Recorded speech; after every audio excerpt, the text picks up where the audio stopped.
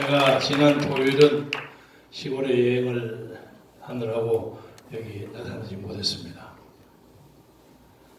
지금부터 2주일 전 토요일 날 오늘 이 자리에서 그러니까 4월 18일 선거가 실시되고 3일 후에 72시간 후에 제가 이번 선거는 완전 조작이다 하고 선언한 바가 있습니다.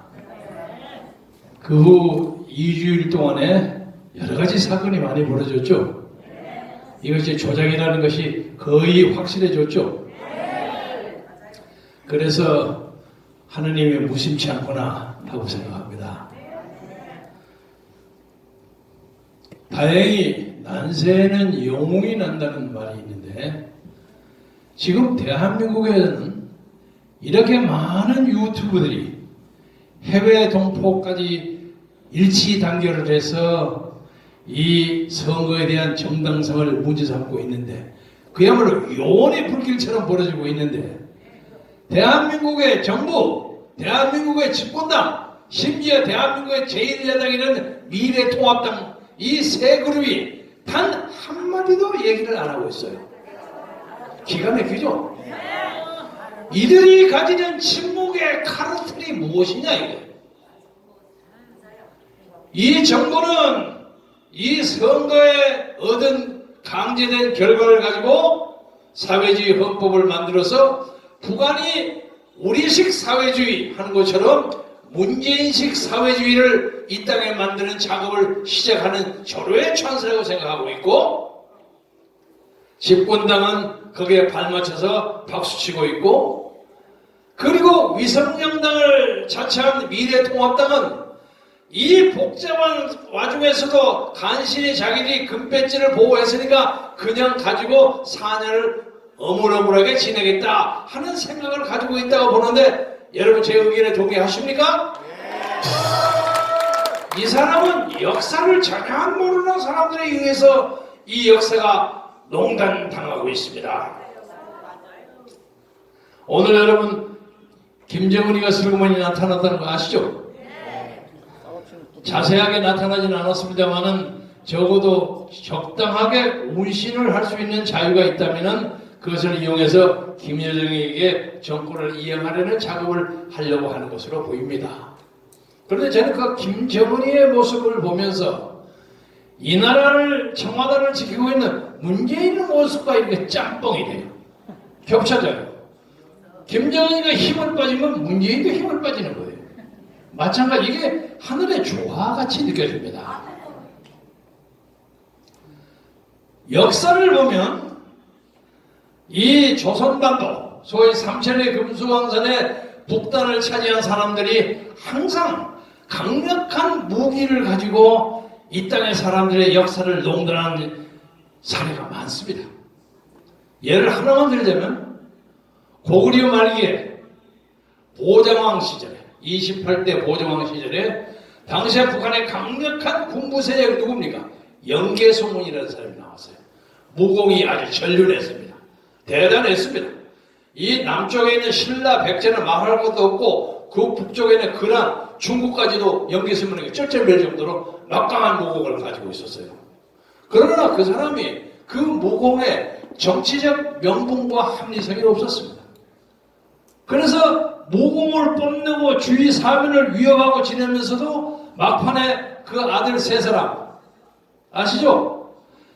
아들 남생, 남상, 남건 이 세 아들을 가지고 서로 쌈박질을 해가지고 나중에 스스로 권력 상정을 벌려서 큰아들 남생이는 중국으로 도망쳐가지고 나중에 중국의 앞제비가 돼서 또 고구려를 쳐들어오는 이런 기상망측한 일이 벌어져서 고구려가 망하게 됐습니다.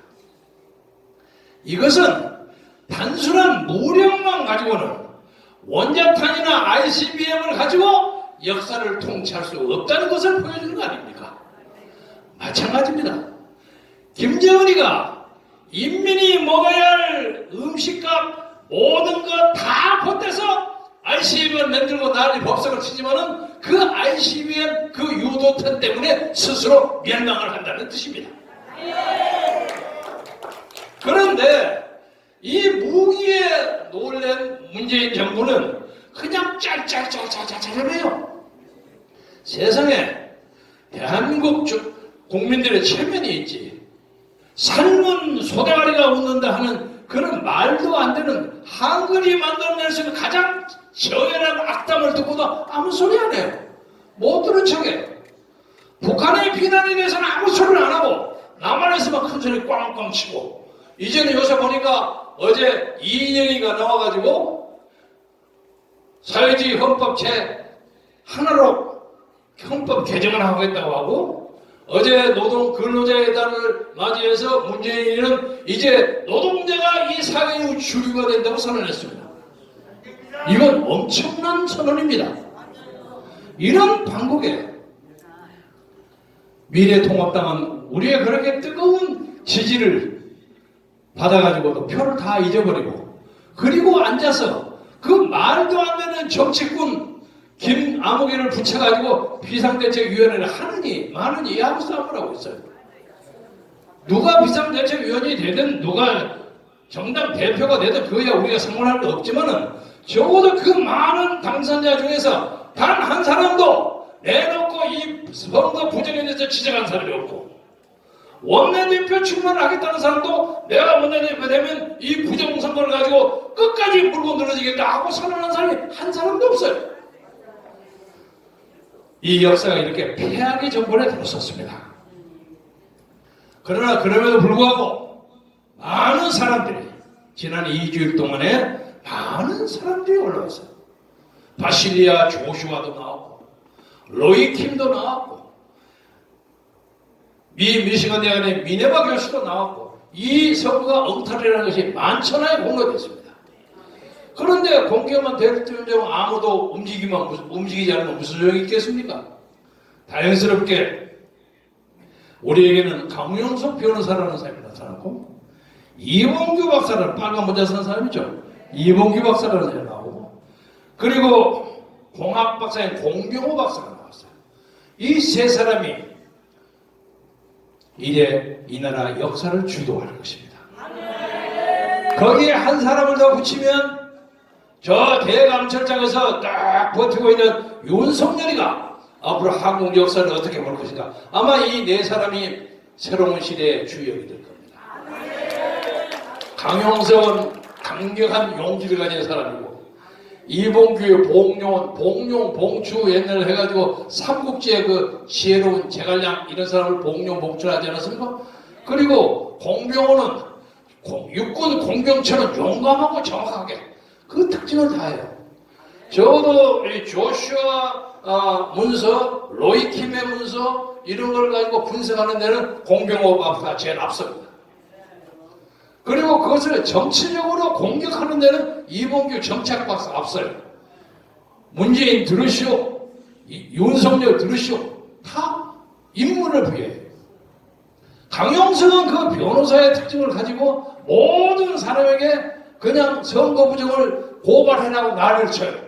그래서 지금 수십 개를 해서 오늘 제가 확인을 못하고 왔습니다. 방문이 전화가 왔는데 전화 껐습니다. 제가 어저께 제가 살던 영등포 을구에서 투표함 보전 신청하는 것을 라이브로 보았습니다. 대한민국에 이만한 변호사 한 10명만 쓰면 대한민국이 문제가 될 거예요. 그런데 문제는 이제 대한민국 법원이 문재인에 의해서 완전히 장악되어 있습니다. 투표함을 가져가는 것뿐만 아니라 서버도 가져와야 합니다. 근데 서버를 안 줘요. 그래서 다만 이 문제에 대해서 제가 결론 삼아 여러분하고 같이 합의하고자 하는 것은, 이것이 보통 부정선거가 아니기 때문에 한두 개 당선이 당락이 바뀌는 정도로 문제가 해결되지 않습니다. 이것은 기본적으로 상부에서 더불어민주당의 민주연구원의 양정철과 이근영이가 만든 빅데이터 시스템에 의해서 조작된 선거이기 때문에 이 선거를 전혀 다시 해야 합니다. 그것을 아셔야 합니다. 옛날에는 선거를 해가지고 투표가 좀 잘못되고 하면 그 당락만 바꿨어요. 그러나 그렇게 해서는 안 됩니다. 적어도 두세 개 사이에 이 선거 개표 문제에 대해서는 그 진실이 폭로되면 우리는 문재인 정권 자체를 드러내야 합니다. 따라서 이번에 정몽 목사가 광화문의 세력을 정치적으로 결신시키는 것을 막기 위해서 광화문 집회를 막고 또 코로나까지 덮치고 해서 우리의 정당한 권리를 주장할 수 있는 절호의 찬스를 놓쳤지만은, 그러나 하나님은 우리에게 이 조작된 음모를 파헤치는 의인 몇 사람을 동원함으로써 우리에게 역사적 진실이 무엇인가를 보여줌으로써 이제 우리가 남은 것은 이 불의를 용서하지 아니하고 이 정권을 드러내고 새로운 자유민주주의 공화국을 세워야 한다는 사명을 우리에게 준 거라고 저는 생각합니다. 따라서 7분 넘었어요? 말씀을 마감하자면 말을 기분 좋지 않아요. 여러분도 그러셨겠지만 저도 지난 2주일 동안 굉장히 고민을 많이 했습니다. 어떤 걸 해서 대한민국 사람들은 이렇게 거짓말 조작을 할 수가 있는가? 세상에 지금 2020년 한국의 제너럴 일렉션 국회의원 선거는 앞으로 수십 년 수백 년 동안 전 세계 정치학자들에 의해서 논문 연구 대상입니다. 어떻게 미래를 외공하고 어떻게 세계 대 세계하고 하나를 딱 저쪽으로 돌리고 하는 그 코드 넘버, 이것을 만드는 아마 심플 케이스로 연구 대상이 될 겁니다. 부끄러운 일입니다. 또 하나, 저처럼 좀 나이가 들어간 사람들은 선거 조작이니 뭐니 해도 잘 몰라요. 왜냐면 이 양반들은 아날로그 시대, 여러분 아날로그 시대 아시죠? 똑딱똑딱하고 공병호 타이프라이터 치던 그런 시절, 그거 돌리는 거 잘 몰라요. 저는 다만 외국에서 오래 쫓겨가서 살다 보니까 컴퓨터 만드는 걸 좀 압니다. 그 솔직히 말해서 간단한 조작은 저도 할 줄 알아요. 저도 압니다. 그래서 적어도 컴퓨터와 IT에 관한 저는 한 40대 후반 50대쯤 됩니다. 압니다. 그런데 제 또래에 평소에 다 동주로 삼았던 사람들이 이거 말도 안 되는 소리라고 자꾸 이러니 역사자고 싸움할 수도 없고 아주 갈등이 많은데, 그 중에 아주 젊은 사람이 멋모르고 떠드는 사람도 있지만 그거 빼버리고요. 오늘 계기로 해서 제 가까운 수십 년의 동지들이 IT 문제에 대해서 평소에 관심을 가지지 않았다는 것을 조용하게 반성하면서 전혀 말도 되지 않았다 하는 얘기를 계속함으로써 우리 우파 국민들에게, 자유민주주의를 사랑하는 우리 우파 국민들의 그 사랑과 기대를 더 이상 저버리지 않기를 진심으로 바람하지 않습니다. 여러분 대충 누가 하신지 아시겠죠? 그리고 더 욕하지 마세요. 욕하지 말고 조금 있으면 이래 보니까 이러고 넘어가더라고. 슬그머니 넘어갈 때 너 옛날 이렇게 얘기하지 않았냐? 이렇게 얘기하지 마시고 다 같이 가야만 됩니다. 그래서 이 자유민주주의 사람들은요, 결론서만 말씀드리자면 자유민주주의라는 게 굉장히 좋은 보화인데 이 보화를 가지는 데 희생이 너무 적었어요. 예를 들면 영국을 예를 들자면 강력한 국왕에 있어서 무슨 민주주의가 무슨 개 나발이냐 아우성 찾던 사람들에게 시민들이 강력하게 나타나가지고 1215년에 마그나 카타를 만들었어요. 그리고 그것이 쭉 와서 1689년에 명예혁명, 그리고 1789년에 불란서 혁명, 1776년에 미국 혁명, 이래까지 수많은 세대 동안 희생당하고 피 흘리고 그리고 이름 없이 죽어가고 자유를 위해서 목숨을 바치는 수많은 사람들의 수세기에 걸친 투쟁이 있었기 때문에 오늘의 미국의 민주주의가 있는 겁니다. 그런데 우리는 거저 먹었어요. 물론 6.25라는 민족적 재난이 있었습니다만 말할 수 없이 큰 재난이지만 그 사람들이 수세기 동안 했던 그 재난에 비해서는 아주 더없이 적습니다. 그래서 우리는 이번 이 계기가 우리 역사를 근본적으로 바꿀 수 있는 혁명적 계기라고 생각해서 침착하게, 냉철하게, 흥분하지 말고 흔들리지 않고 이 부정을 파헤침으로써 우리 새끼들, 우리 자손들이 편하게 살 수 있는 자유민주주의 국가를 위해서 우리가 당대해야 할 임무를 충실하게 함으로써 나중에